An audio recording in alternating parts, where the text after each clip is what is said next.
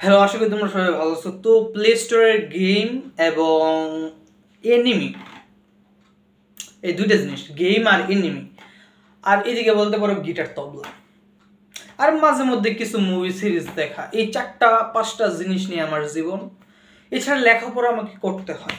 তো এনিমি আমার প্রথম দেখা শুরু হয়েছিল মনে হয় ক্লাস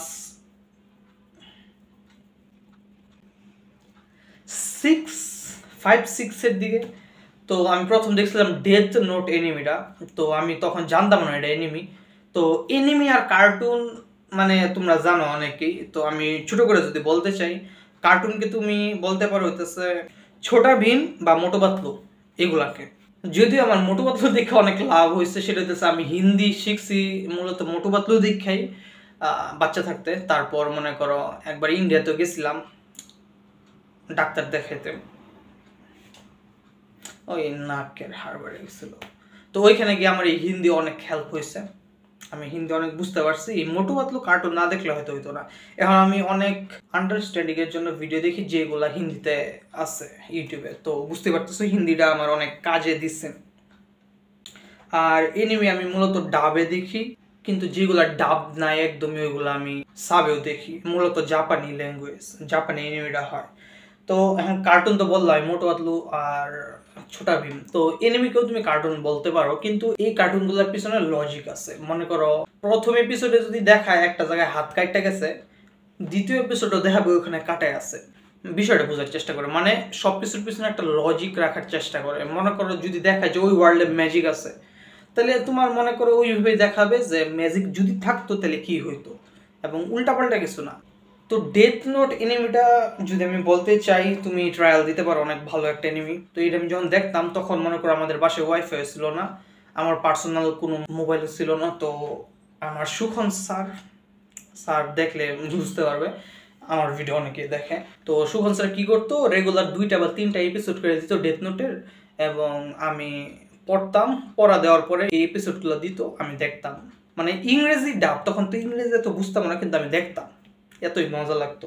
তো ডেথ নোট এনিমিটা হইতেছে মূলত একটা ছেলে থাকে যে রুল 1, সে সব কিছুতেই টপ, তার এই পৃথিবীর সব কিছুতেই বোরিংনেস এসে পড়ছে। তারপর সে একদিন স্কুলে বসে আছে, হঠাৎ করে তাকায় দেখে আকাশ থেকে একটা ডেথ নোট পড়ছে। তারপর ডেথ নোটটা পাওয়ার পর কি হয় তুমি দেখলে মানে এত ইন্টারেস্টিং, তুমি শুরু করলে কিভাবে শেষ হয়ে যাবে বুঝবো।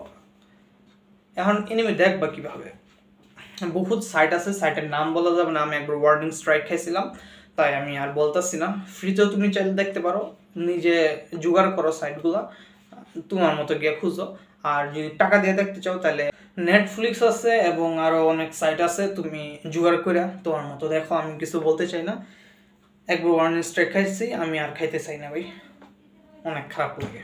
তারপর যদি আমি আরেকটা এনিমে রেকমেন্ড করতে চাই, সেটা বাচ্চাদের না। তুমি যদি একটা 5 বছরের, 5 বলতেছি না, 7 বা 12 বছরের বাচ্চাকে দেখাও অ্যাটাক অন টাইটান এনিমেটা, তো বাচ্চা কাইন্দা দিবে, জাস্ট কাইন্দা দিবে যে এটা আমি কি দেখতেছি, এই অবস্থাকে। ও তো এখানে কি হয়, এটা হইতেছে মনে করো মানুষরা সব টাইটান হয়ে গেছে, এবং কিছু মানুষ আছে যারা এখনো এই ফর্মে আছে। তো তারা 3টা দেওয়াল আছে, ওই 3টা দেওয়ালের ভিতরে সেফ থাকে। তো কথা হচ্ছে ভিতরে একটা দেওয়াল, তার বাইরে আরেকটা দেওয়াল, তার বাইরে আরেকটা দেওয়াল, একদম মাঝখানের দেওয়ালের ভিতরে যারা আছে তারা হইতেছে সব থেকে সেফ, প্রটেক্টেড। তো অ্যাক্সিডেন্টলি একদিন কি হয়, 3 নাম্বার দেওয়ালটা, একদম বাইরের স্তরের দেওয়ালটা ভাঙা যায়, একটা বড় টাইটান এসে ভাঙা ফেলে। তারপর ওই নিচ দিয়ে যেখানে ভাঙছে, ওই ভাঙা জায়গা দিয়ে বিভিন্ন টাইটান ঢুকতে থাকে, এবং যাদেরকে পায় ডাইরেক্ট খাইতে থাকে। তো আমাদের যে মেইন নায়ক অ্যারন গ্রেগার, এটাই তো নাম ছিল মনে হয়, আমি বহুত আগে দেখছিলাম। তো তার মাকে তার সামনে খায়।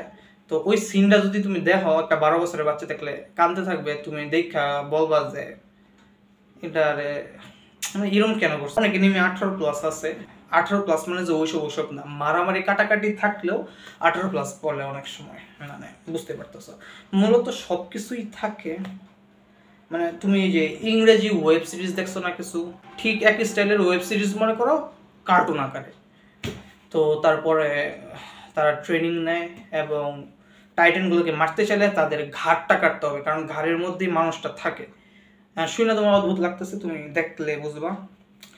তো এইভাবে কাহিনীটা শুরু হয় এবং তুমি দেখা শুরু করলে অনেক মজা পাবা। তারপর আরেকটা এনিমে আছে ভিনল্যান্ড সাগা। এই এনিমেটা দেখলে তুমি বুঝতে পারবা যে একটা বাচ্চা কিভাবে ম্যাচিউর হয়, এবং এটা একটা বড়দের এনিমে। বড়দের বলতে হইতেছে অনেক ডিপ মিনিং আছে। মনে করো একটা সত্যিকারের ওয়ারিয়রের কোনো অস্ত্র লাগে না, মানে এটা কোনো কথা বললাম আমি? তো এরকম অনেক টপিক তুমি জানতে পারবা। তুমি ভিনল্যান্ড সাগাটা একবার দেখো, ভালো লাগবে তোমার। যদি এতক্ষণ ভিডিওটা দেখা থাকো তাহলে থ্যাংক ইউ। আর সমস্যা একটাই, মানে আমি ফেসবুকে আসছি মূলত ইউটিউব থেকে যদি ফিউচারে কিছু হয়, গায়েব টাইপ হয়ে যায় বা কিছু হয়, যাতে আমি থাকি, আমাকে চিনো তোমরা। কিন্তু সমস্যা হইতেছে আমার রিলেটিভসরা দেখে, তারপর অনেক সময় তো সবাই না, মানে তারা আমার ভালোর জন্যই বলে, মানে একটা ডায়লগ দেয় খালি যে এত ভিডিও আপলোড করো না, পড়াশোনা নষ্ট হবে।